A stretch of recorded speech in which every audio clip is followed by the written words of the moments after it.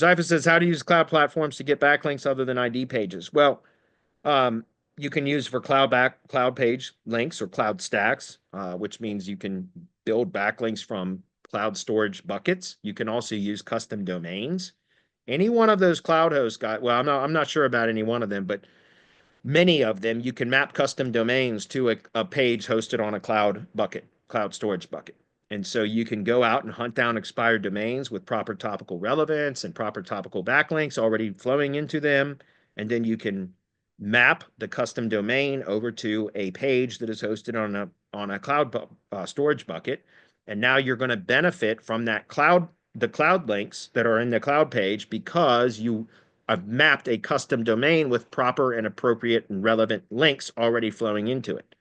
So if you go out and hunt down expired domains with the proper topical relevance, then you can use those to then map to cloud pages, and you can benefit from the backlinks that were already built to those. Okay, which is what we do at Semantic Links quite a bit, actually. That's what we call custom rebuilds.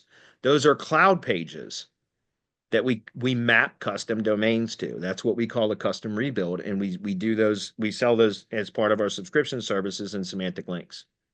Okay.